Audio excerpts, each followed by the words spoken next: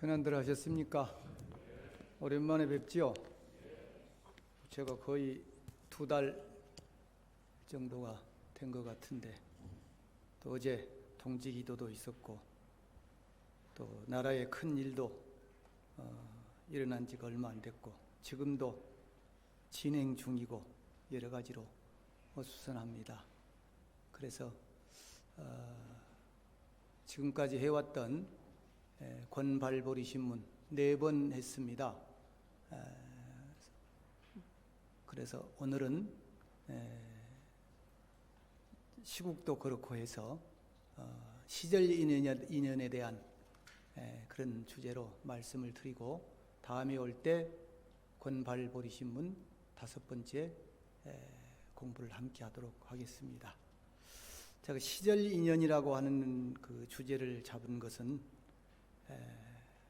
참 사람이 인연을 알고 인연대로 살아가기가 참 쉽지 않습니다. 또 그 시절이라고 하는 것은 나한테 맞춰진 것이 아니고 세상이 돌아가는 순리를 시절 인연이라고 합니다. 그래서 내가 잘 산다고 해서 잘 살아지는 것이 아니고, 또 못 산다고 해서 못 살아지는 것이 아닙니다. 세상의 흐름이기 때문에 거기에 순응을 해야 되는데, 순응하지 못하고 자기 생각이 강하게 되면 혼란이 일어나고 다툼이 생기고, 나뿐만 아니라 많은 이들이 함께 불행해지게 되는 그런 결과를 가져오게 됩니다. 그래서 우리 불자님들이라도 한 해를 마감하는 12월을 며칠 안 남겼는데, 좀 마음속에 잘 이 인연이라고 하는, 시절 인연이라고 하는 말을 좀 새겨서 앞에 있는 사람이나 여러분들이나 넘지 않게 인연에 잘 맞춰서 순응해 갈 수 있는 그런 삶을 살아보자는 의미에서 이런 주제를 잡았고요. 내용은 여러 해 전에 여러분들과 함께 했던 내용도 있을 것이고, 새로운 내용도 있을 것입니다. 그래서 함께 들여다보시면 이 기억이 나는구나, 그런데 이 시기에 이렇게 또 생각할 수가 있겠구나는 생각이 드실 겁니다. 부처님 경전을 매년 또는 매달 읽어도 읽는 순간에 나에게 다가오는 느낌은 같지 않습니다. 시간이 달라지고 시대가 달라지고 세상이 달라질 때마다 그 경전의 말씀이 다르게 들어옵니다. 이것이 진리거든. 그래서 한 해가 이제 저물어 가는데, 내가 지금 견지해야 할 인연은 무엇이고, 어떤 인연을 순응하고 따라서 살아야 될 것인지를 한번 생각해보는 시간을 가져보자는 의미입니다. 그래서 세상이 지금 너무도 혼란합니다. 한 치 앞도 보이지 않고 볼 수도 없고 불확실한 지금 시기입니다.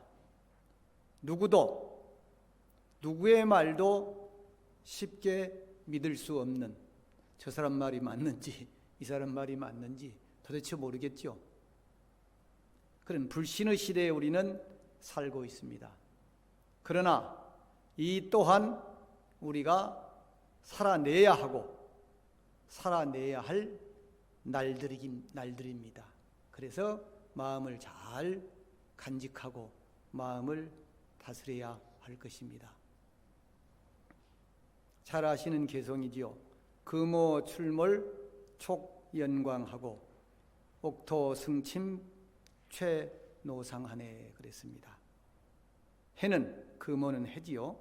몇 번 얘기했습니다. 금오는 출몰, 해는 떴다 졌다, 지고 넘어가고 뜨고 사라지지요. 출몰.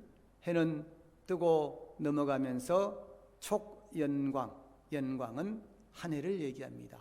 한 해를 재촉한다. 또 한 해가 지나가고 있잖아요. 좋다고 더 살 수도 없고 싫다고 안 살 수도 없습니다. 해는 뜨고 지면서 한 해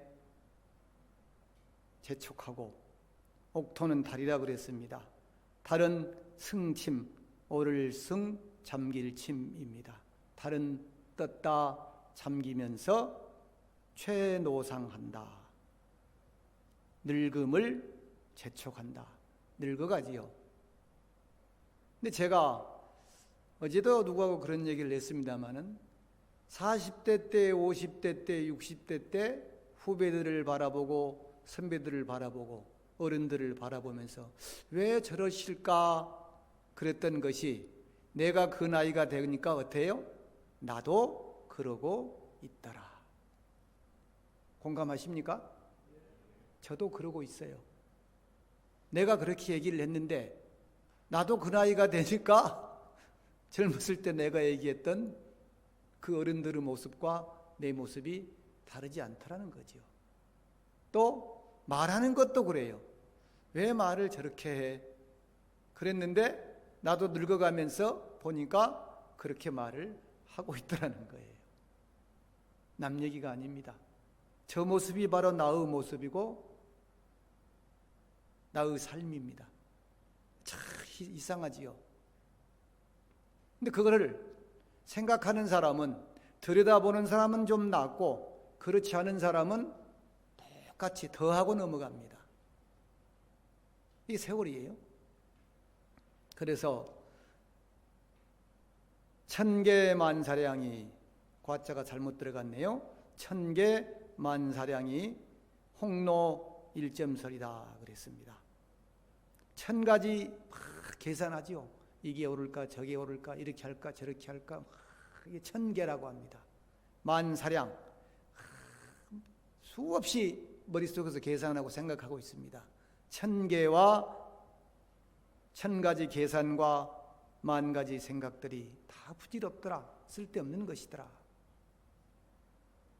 홍로 일점설이더라. 시뻘겋게 달구어진 화로, 시뻘건 화로 위에 눈 한 송이 떨어져 내려봐야 아무런 흔적도 없이 사라집니다. 내가 그렇게 이것저것 생각하고 뭐 불평불만하고 짜증내고 뭐하고 하고 했던 것들이 아무런 의미도 없고 소용도 없는 것이더라는 거죠. 홍로 일점설이더라. 제가 이것저것 막 이렇게 취합을 한 거예요. 네? 취합을. 내가 이제 법회 준비를 하면서 이렇게 옛날에 했던 법회를 이렇게, 지금 제가 벌써 구룡사 법회를 한 20 한 몇 년 했잖아요. 그러니까 이제 이렇게 법회 준비했던 걸 다시 이렇게 찾아봐서 인터넷 검색을 해보면 제 법회가 그대로 인터넷에 올라오는 것도 있더라고요. 깜짝깜짝 놀랍니다. 아, 이게 이런 시대로구나. 근데 이제 똑같이 더 하면 안 되니까 또 바꿔야 되잖아요. 그래서 이제 또 바꾸기도 하고 참 재밌을 때가 있어요. 내가 법회를 하려고 검색을 하는데 내 법회 내용이 그대로 올라와 있는 거예요. 자료로. 그래서 야, 이 참 함부로 하면 안 되겠다, 이런 생각을 또 합니다. 그런데 저는 이 글을 좋아합니다. 양무한사 괴심도하면 변시인간 호시절이로다 하는 운문문헌선사의 뒷구절입니다. 만약 한사, 쓸데없는 부질없는 일들, 생각들을 괴심두, 마음에 걸 괴자니까 걸어둔다, 담아둔다, 이런 얘기죠. 만약 쓸데없는 생각, 부질없는 일들, 이 모든 것들을 마음속에 담아두지 않는다면 변시인간 호시절, 문득 그때가 인간 세상에서, 내 인생에서, 내 삶에서 호시절, 가장 좋은 시절이다. 제가 영가 제사 지낼 때도 이 얘기를 간혹 개송을 얘기를 합니다. 연불 속에 연불 하면서 양모한 사괴심도 변신간 오시절 이렇게 이제 연불을 하면서 남아유타를 부릅니다. 그 영가에게 알려드리는 거죠. 영가시여, 다 내려놓으십시오. 쓸데없는 생각, 욕심, 집착, 분별 그것만 내려놓으시면 어디에 가시든 어디에 머무시든 다 행복하실 것입니다. 뭐 이런 전달이죠. 영가에게 전해주는 말씀이지요. 그래서 우리가 참고 내려놓기가 쉽지 않아요. 우리가 관견이라는 말이 있습니다. 대나무 통에 구멍을 하나 딱 뚫어놓고 그 작은 구멍으로 세상을 바라보는 것을 우리는 관견이라고 합니다. 대통관, 볼견, 관견이라고 하죠. 좁은 소견을 관견이라고 합니다. 대통에 구멍을 뚫어놓고 바라보면 다 보이지 않고 조금밖에 보이지 않습니다.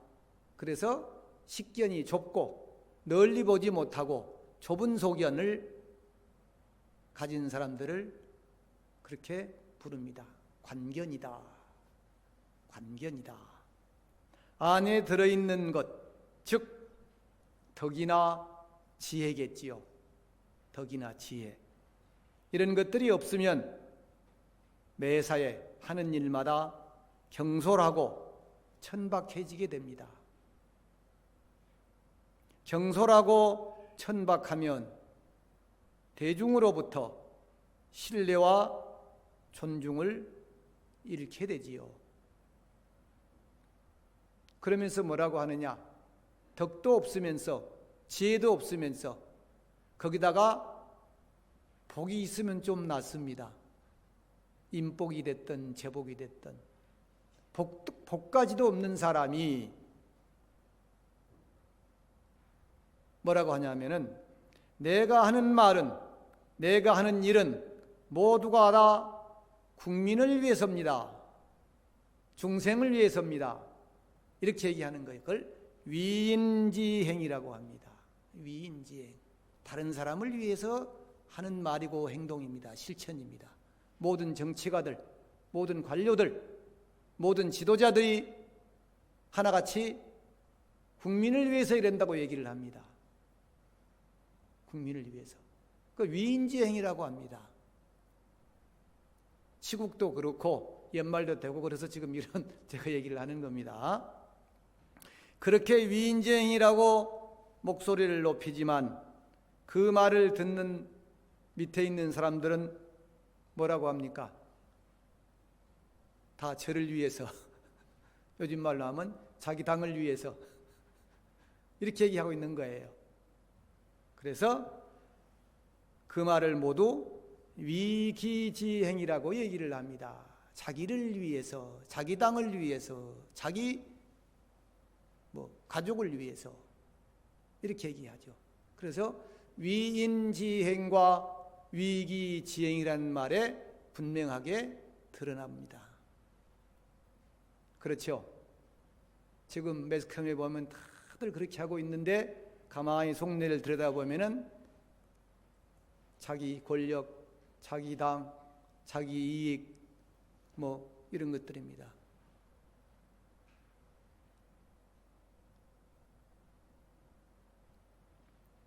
가만히 저도 마찬가지지만 많은 분들이 나이가 들어가면서 젊은 시절에 쌓았던 경험을 지혜라고 포장을 합니다. 그러죠? 그러니까 어떤 사람에게 자존심도 있고 있으면 이게 절대 옳다고 얘기를 합니다. 이것이 최고로 가고 지혜라고 얘기를 합니다. 그래서 젊은 시절에 자신이 쌓았던 경험을 지혜라고 포장을 합니다. 그 사람의 고집은 점점점 굳어지는데도 불구하고 그 사람은 뭐라고 하느냐? 이건 나의 신념이야. 이렇게 얘기합니다. 공감이 됩니까? 이거 쓰면서 제가 고민했어요. 이걸 어떻게 쓸 것인가. 젊은 시절에 내가 경험했던 건 다 옳은 거예요. 다 최고예요.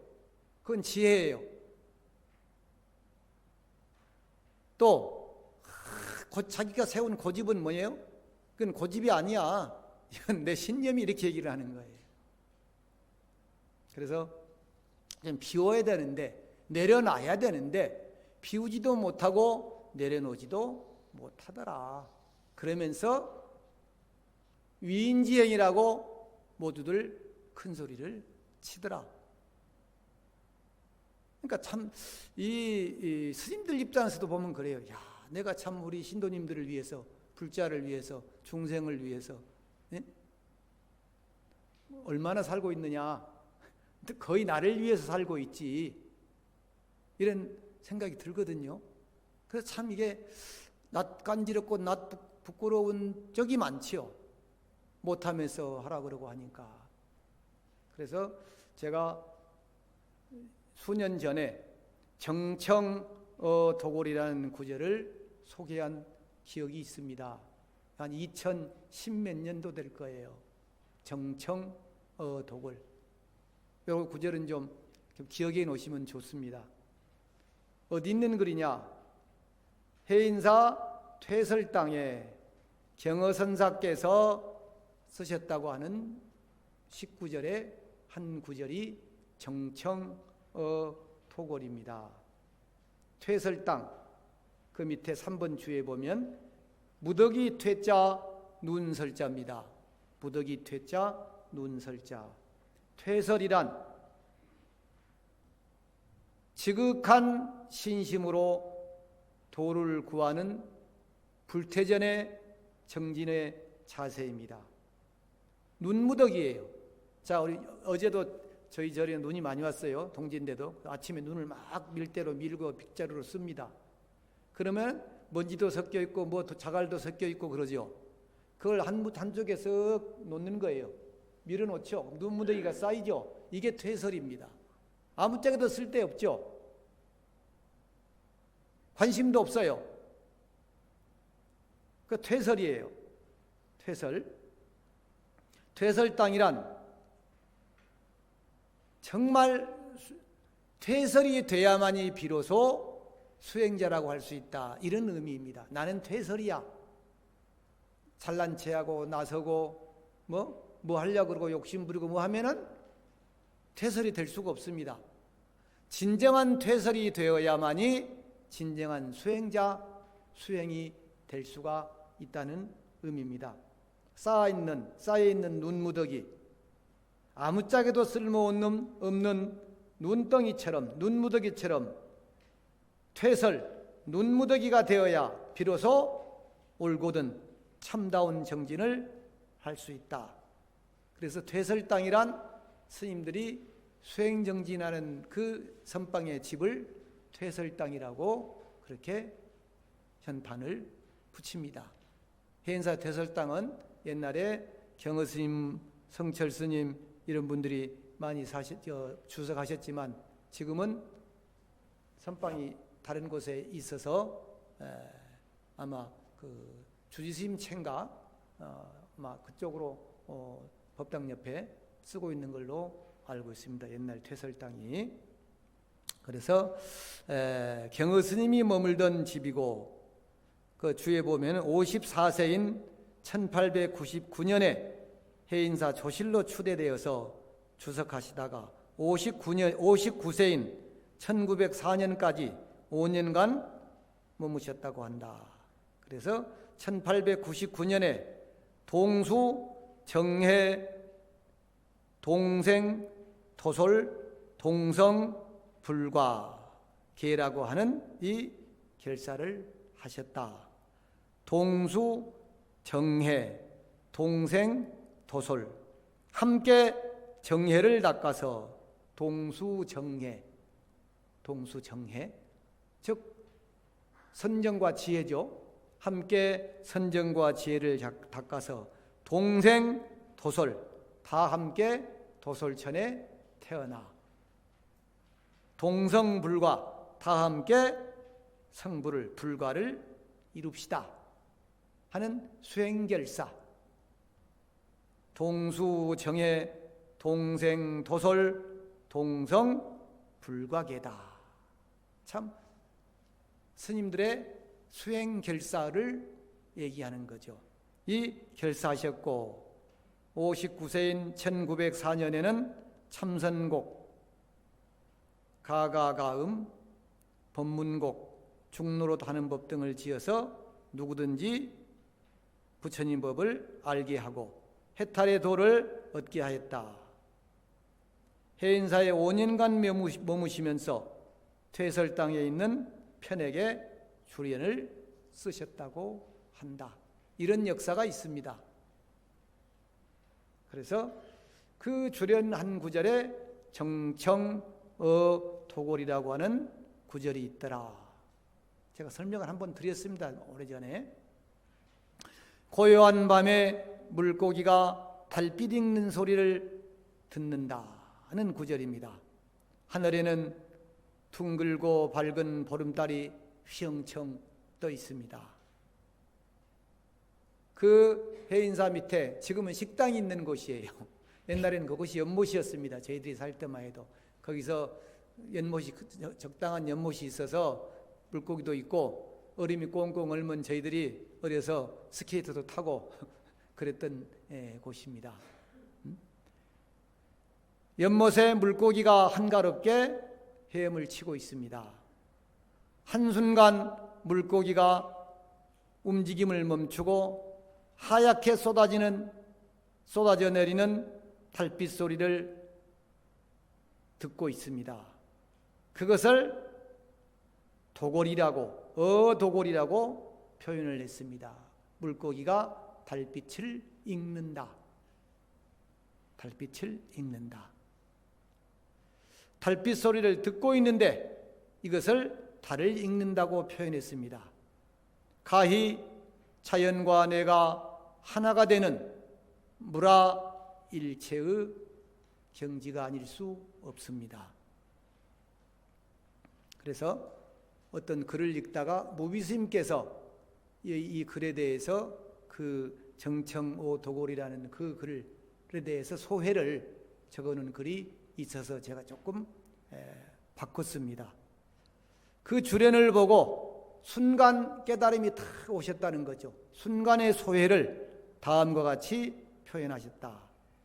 세상이 잠든 고요한 밤에 참선을 하다 말고 달빛에 취해서 가만히 문을 열고 밖으로 나왔습니다.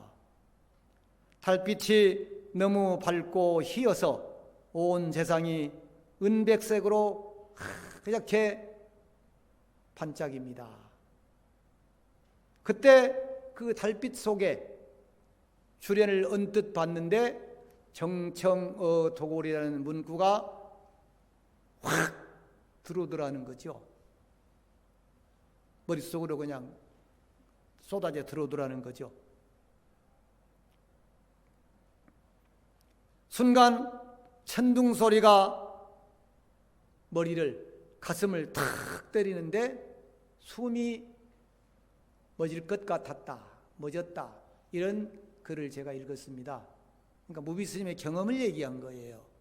그래서 정청어도골이라는 글을 읽는 주련을 딱 보는 순간 머리가 하얘지면서 천둥 소리가 들리면서 느낌이 오더라는 거죠. 소위 말하면 어떤 자기만의 깨달음입니다.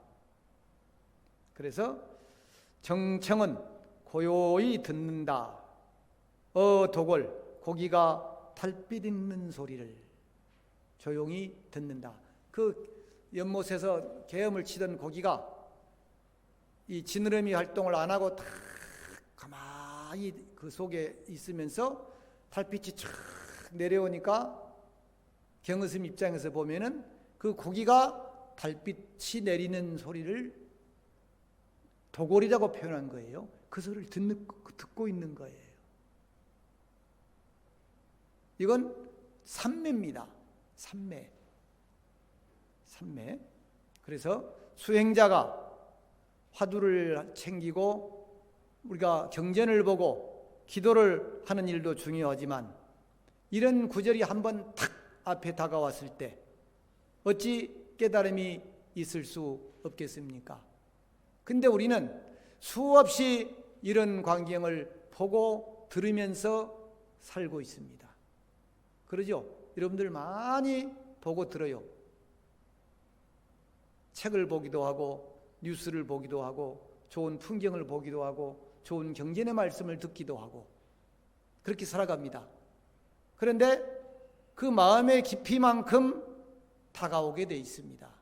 어떤 구절이든. 그러니까 마음이 깊지 않으니까 그냥 보고 그냥 듣고 지나치고 마는 것입니다. 여러분들이 기도가 정말 깊어졌고 수행이 깊어졌다면 우리도 어떤 광경을 보거나 들을 때 뭐가 탁 오겠죠. 이것이 깨달음입니다. 크든 작든 깨달음이죠. 사람을 감동시키고 깨닫게 하는 것은 경전의 말씀이나 체계적인 이론만이 아닙니다. 눈앞에 펼쳐진 자연현상이 우리 불가에서는 이것을 무정설법이라고 합니다. 무정도 설법을 한다. 무정이 법을 설한다. 달이 덕 떠올라오는 것을 보고 깨닫는다. 눈이 정 내리는 걸 보고 깨닫는다. 즉 눈이 설법을 하고 달이 설법을 하고 시냇물 소리가 설법을 한다. 이것이 무정설법입니다. 우리가 눈으로 보고 귀로 듣는 모든 것들이 부처님의 설법 아닌 것이 없다. 이것이 무정설법입니다. 아미타경에 보면 여러분들이 극락세계 바람이 척 불면은 거기에 갖은 보석이 소리를 낸다 그러죠. 새소리, 바람소리, 무슨 소리. 근데 그 소리가 그냥 소리가 아니라 그 소리에서 육바라밀의 설법이 들리고 사성제의 설법을 하고 있고 37조도품의 설법을 하고 있고 그렇게 표현이 되어 있습니다. 그러니까 극락세계에 있는 모든 보살들은 수행이 그렇게 돼 있고 어떤 소리를 듣거나 어떤 모습을 봤을 때 깨달음을 확 한다는 거죠. 이게 얼마나 좋겠습니까? 눈으로 보고 귀로 듣는 모든 것들이 다 깨달음인데 설법인데 얼마나 좋겠습니까? 이것이 무정설법입니다. 무정이 법을 설한다. 자연이 법을 설한다. 이런 표현입니다. 그래서 간결한 손짓, 몸짓, 짤막한 말 한마디에서 우리는 깊은 깨달음을 얻기도 합니다. 재미없어요? 아니, 너무 조용해서.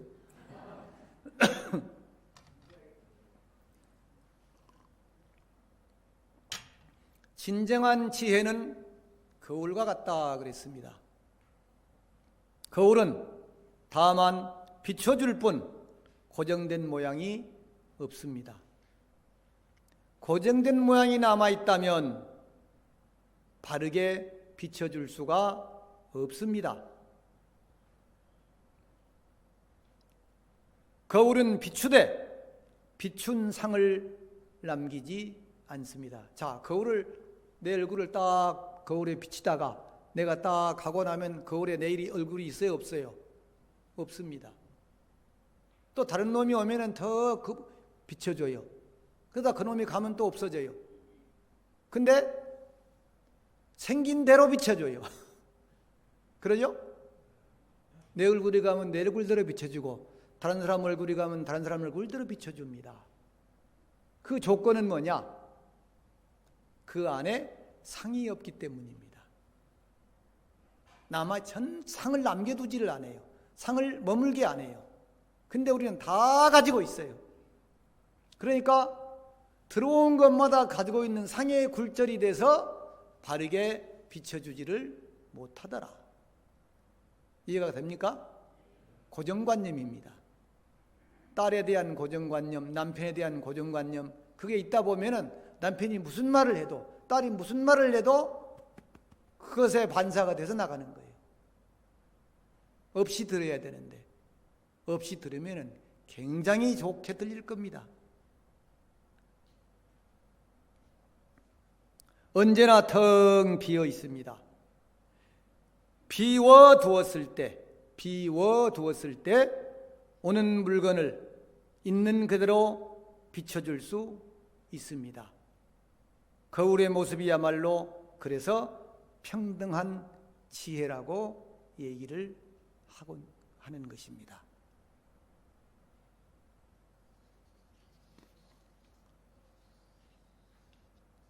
제가 오늘 시절 인연에 순응하라는 그 주제를 잡은 게 바로 이 구절입니다.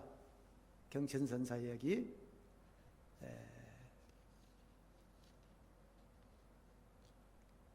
계안상수 아판하수라고 하는 구절을 생각하면서 시절 인연에 순응하라고 하는 주제를 적었습니다. 어떤 학인 스님이 조실 스님에게 묻지요.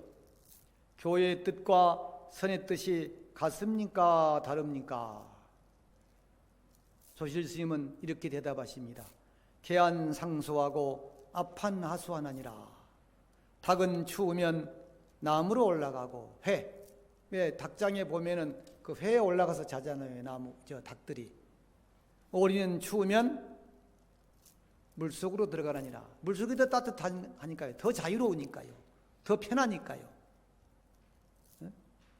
그런데 묻는 사람은 교회의 뜻과 선의 뜻이 같습니까? 다릅니까? 하고 물었는데 어째서 답하는 큰 스님께서는 닭은 추우면 나무로 올라가고 오리는 추우면 물로 들어가니라. 이렇게 대답을 하셨을까요?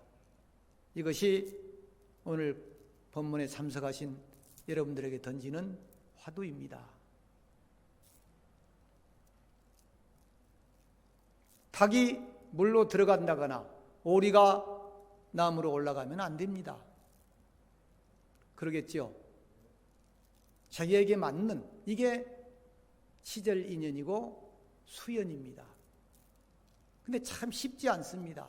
지혜가 없다면은, 안목이 없다면 이렇게 할 수가 없지요. 그래서 우리는 여기에 들어있는 의미를 잘 생각을 해야 합니다.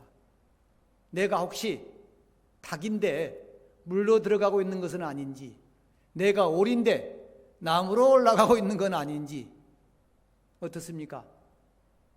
지금 위정자들이 오리도 아닌데 나무로 올라가려고 하고 있고,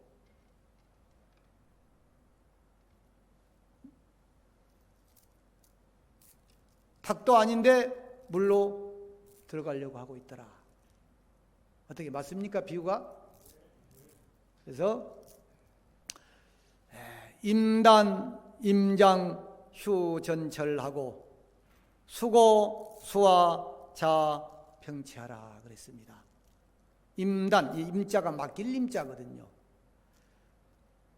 짧은데 맡겨라, 긴데 맡겨라, 이런 의미거든요. 그러면 짧으면 짧은 대로, 길면 긴 대로 그대로 두지. 전철, 전자는 가위로 자르는 걸 얘기합니다. 톱이나 가위로 자르는 거. 철자는 갖다 꿰매서 붙이는 걸 얘기합니다. 그러니까 짧으면 짧은 대로, 길면 긴 대로 그대로 두지.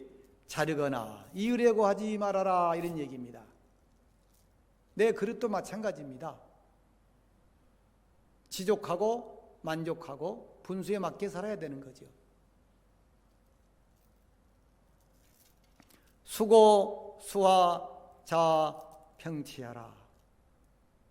따를 숫자죠. 높은 데에 따르고 낮은 데에 따른다는 얘기는 높으면 높은 대로, 낮으면 낮은 대로 그대로 두고 평등하는 것이지, 오리다리를, 아니 황새다리를 자른다든가 뱁새다리를 갖다 잇는다든가 잘라서, 이거는 죽이는 것이죠. 더 불편하게 만드는 것이죠. 그래서 있는 대로, 여기서 행복도 찾고 지혜도 찾고 편안함도 찾아야지. 억지로 하지 말아라. 그래서 부경수단 속지적 우하고 학경수장 단지적 비하나니라 그랬습니다. 이게 오리부자예요. 오리부. 이 경자는 넓적다리, 정강이 다리 이걸 얘기합니다. 그래서 오리다리가 수단, 비록 짧다 해서 단지적, 속지적 우하고, 다른 걸 잘라다가 여기 이어주면 어떻게 됐어요? 오리가 제대로 걷겠어요? 못 걷습니다. 그러니까 이어주면 결국은 근심거리죠. 잘못된 거죠. 학경수장, 학의 다리가 길다고 해서 잘라버리면은 또한 병신, 절름발이가 되죠. 근심거리가 된다. 이런 얘기입니다. 부경수단 속지적 우하고 학경수장 단지적 비하나니라. 참 우리는 쉽지 않습니다. 이런 부분들이. 그러니까 뭡니까? 불자는 항상 살핌의 힘이 제일 중요합니다. 살핌의 힘. 우리는 그것을 관이라고 합니다. 그래서 윗바사나가 뭡니까? 살핌입니다. 살핌. 명상 살핌입니다. 살핌. 그래서 우리는 지금 긴 것을 잘라서 짧은 것에 이으려고 하거나, 또 이렇게 높은 것을 깎아서 낮은 것을 메우려고 하거나 이렇게 하고 있지는 않는지 결국은 불합리하고 불편하고 더 걱정거리만 생기더라, 이런 얘기입니다. 그래, 지금 모든 국민들이 참 걱정이 많죠. 심장이 발딱발딱 잘 뛰어야 피가 구석구석 잘 돌아갑니다. 그런데 심장이 힘이 약하면은 피가, 즉 물이 손가락 끝에 발가락 끝에 저 무릎에 어디로 안 가지요. 그러니까 굳고 썩고 결리고 문제가 생기는 거예요. 결국은 뭡니까? 국가는 심장입니다. 또 거기에 경제라든가 외교라든가 국방이라든가 이런 부분들이 결국은 피입니다. 물입니다. 그래서 제가 며칠 전부터서는, 한참 전부터서는 대한민국 국태민안, 경제회복, 원만화합 이런 발언을 내가 축원할 때 늘 합니다. 사실 축원할 때 나라도 국민도 좀 편안했으면 좋겠다. 그리고 경제도 잘 회복됐으면 좋겠다. 그것이 바로 너와 내가, 여와 야가 모두가 화합해야만이 이루어지는 길이다. 그래서 늘 요즘에는 부처님 전에 축원할 때 대한민국 국태민안, 경제회복, 원만화합 뭐 이런 축원을 앞에 넣으면서 축원을 합니다. 좀 어제가 동지였으니까 이제 양의 기운이 길어지니까 좀 그런 대화합의 기운들이 좀 싹 터서 내년엔 좀 좋아졌으면 좋겠습니다. 혼란 속에서도 또 한 해가 갑진년 저물어가고 있습니다. 순리대로 산다는 것이 결코 쉬운 일은 아닐 것입니다. 그러나 우리 불자에게는 언제나 어디에서나 인연의 법칙을 거슬리지 않고 유연하게 살아가는 것이 최상의 지혜라고 생각합니다. 인연을 따르는 수연, 따를 숫자, 인연 연자, 최고의 지혜입니다. 수연의 지혜가 어느 때보다도 필요한 시기가 아닌가 생각을 합니다. 나라와 국민의 안녕, 경제와 신뢰 회복, 너와 나 우리 모두가 화합해서 2025년 을사년 새해에는 좀 편안히 했으면 좋겠습니다. 모두 건강하시고 행복하기를 축원하면서 오늘 법회 마치도록 하겠습니다. 편안하십시오.